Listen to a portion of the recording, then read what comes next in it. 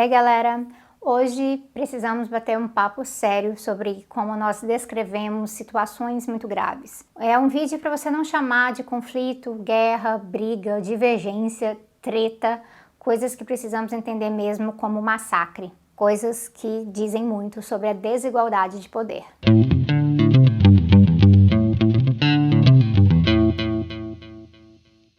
Como o Estado de Israel esteve recentemente, novamente, nas manchetes, novamente com notícia ruim, vocês devem ter notado como as coisas apareceram nessas manchetes.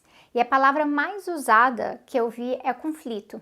Um conflito entre Israel e Palestina, ou um confronto entre Israel e Hamas, coisas assim. Bom, há um conflito? No sentido de que conflito descreve grupos que defendem coisas opostas e agem em direção oposta? Sim, claro. Dá para dizer que conflito descreve corretamente o que a gente vê nessa situação? Não, não é suficiente e pode acabar sendo um eufemismo. Historicamente, quando se usa conflito nesse contexto, isso é usado para dar a impressão de que há um certo equilíbrio de poder ali, como se eles estivessem em pé de igualdade. E essa é a mesma linguagem que é utilizada para falar também de manifestações que são reprimidas pela polícia. Não sei se você já percebeu isso também. Toda vez você vai lá e pega a manchete, e a manchete diz que manifestantes e a polícia entraram em confronto. Que tinha conflito entre manifestantes e polícia e esse conflito resultou em 30 pessoas presas. Essa linguagem, ela pega o conflito de interesses, o conflito de poder, a disputa e coloca como se ela fosse a razão de um massacre ou de um abuso em si. Acaba sendo simplista na nossa forma de descrever as coisas. Faz com que as pessoas fiquem sabendo de milhares de mortos em Gaza durante operações israelenses, com dezenas ou centenas de mortos em Israel, vendo essa grande discrepância aqui de números e de poder, mas mesmo assim tentem simplesmente explicar a situação com esse conflito, ele tem que acabar. Porque quando eles entram em conflito, inocentes morrem. Mas vamos parar para olhar aqui. Quem são eles? Por que eles estão em conflito? E quem realmente tem poder nessa situação para mudar as coisas? E quem está tentando ter mais poder para fazer justiça? Pausa rapidinho aqui para te lembrar de comentar, de curtir, de compartilhar e de se inscrever aqui no canal. Você sabe que isso faz toda a diferença pra gente, então muito obrigada você que sempre comenta, nem que seja só pelo engajamento. Bom, um ponto essencial para nossa compreensão aqui é que quando nós estamos olhando para os lados de uma história, há duas coisas aqui para a gente procurar: responsabilidade e poder. Responsabilidade, ela pode te lembrar um pouco, vou dar um exemplo bem banal, tá, gente? Mas responsabilidade pode te lembrar um pouco sobre quando você era criança e você brigava com seus irmãos, e aí seu pai chegava e falava quem foi que começou, de quem que é a culpa. E aí você virava e falava que a culpa, obviamente, era da sua irmã mais nova, porque olha só, ela que pegou o controle remoto e jogou no chão, e aí ela foi e puxou o seu cabelo, certo? Então, procurando e identificando responsabilidade aqui. Mas só isso não conta. O que a gente realmente precisa saber para avaliar as consequências, para avaliar os impactos, para a gente não entrar numa lógica de que, porque fulano mereceu, porque a gente tem que realmente olhar uma questão de poder. Isso vai mostrar a proporção do impacto. Então, vamos dizer que sim, sua irmã mais nova, ela começou a briga. Aí ela jogou o controle remoto no chão e ela puxou o seu cabelo. E aí você ficou muito, muito bravo. Porque, poxa, né, doeu. E aí o controle estragou e agora você não vai mais conseguir assistir ao filme que você queria assistir, que era o começo da briga que vocês estavam tendo. E foi por isso que você estava bebendo suco na hora, você ficou muito bravo e você quebrou o copo de suco que estava na sua mão na cabeça dela. Pois é, né? Seu pai vai falar, espero, olha, ela começou, mas olha o que você fez. Agora a sua irmã vai ter uma cicatriz na testa para sempre. Então vocês estavam em conflito. Mas do ponto de vista da sua irmã, agora com 5 pontos na cabeça, essa descrição do conflito é um eufemismo, porque essa descrição ela não demonstra a escala da diferença de poder, de agressão e de execução de poder nessa história. Então, agora vamos voltar para os nossos exemplos políticos complexos, né, mais reais. Israel e Palestina, polícia e manifestantes. O debate histórico sobre quem é dono daquela terra, ali, daquele território, ele é muito mais complicado.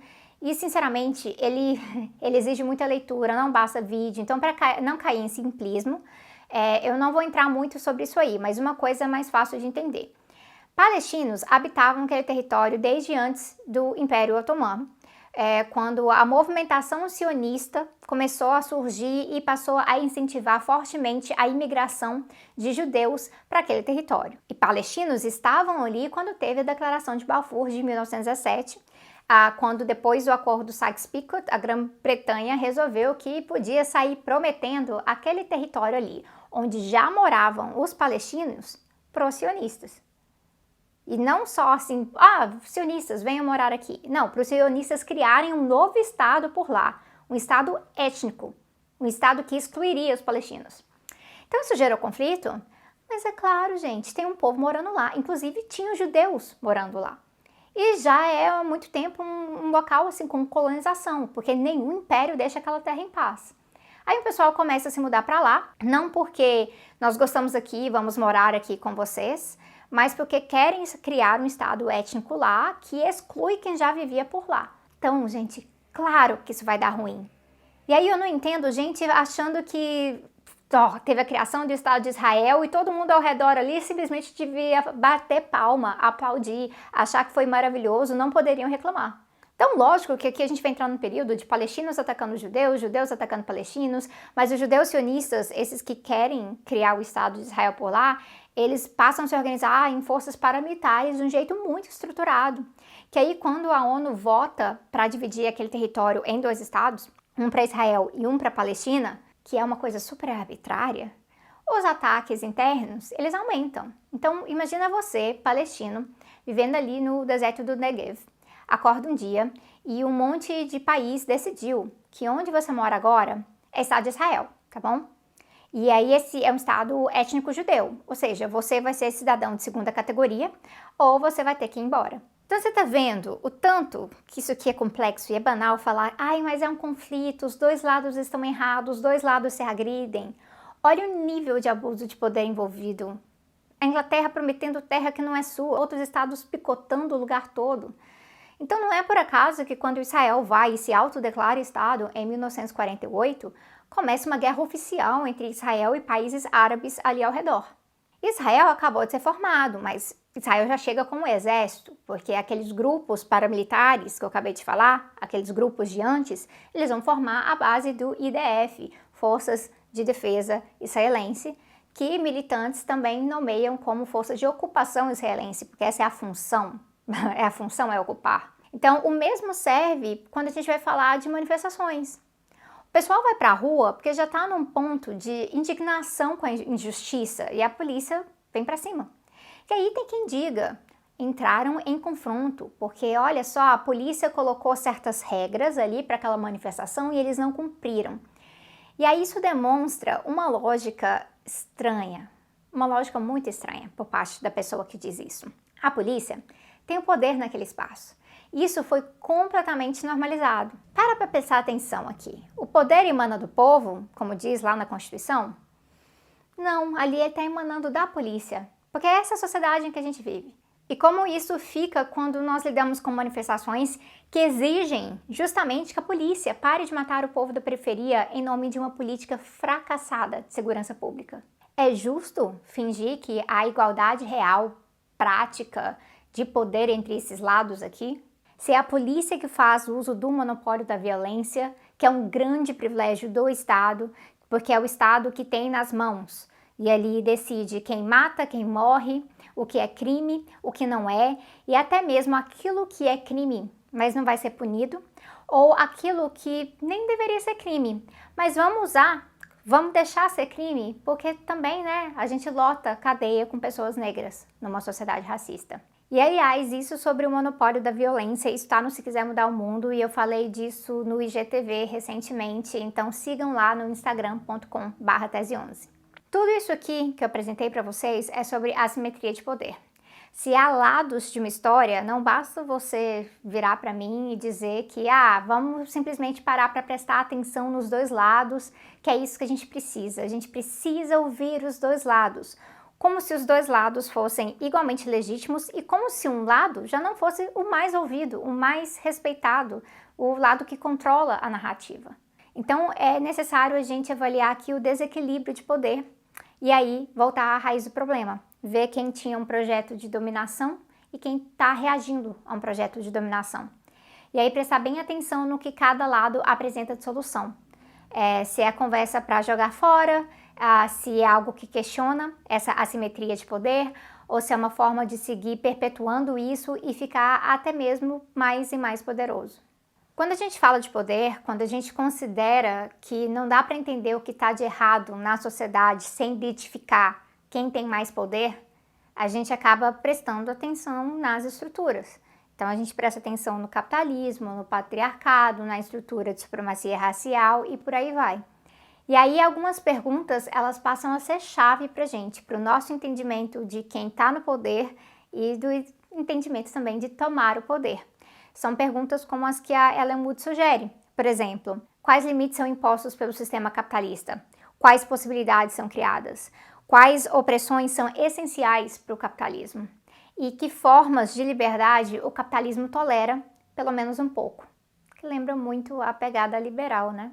E aí, dessa forma, a gente olha para as manchetes que falam de conflitos e confrontos, e aí a gente passa a perguntar: quem tem mais poder militar?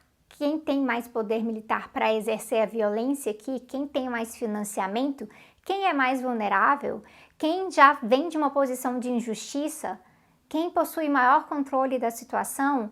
Quem sabota interesses de chegar a um acordo real ou de transformar a resistência em um projeto de uma nova sociedade? Quem está focado em se auto-perpetuar no poder, na realidade, e manter uma minoria no poder, oprimindo uma maioria? E quem faz a sua política em cima da emancipação da maioria? Fazendo essas perguntas, a gente aprende a identificar que muito do que passa como um simples conflito por aí, na verdade, tem por trás uma longuíssima história de dominação.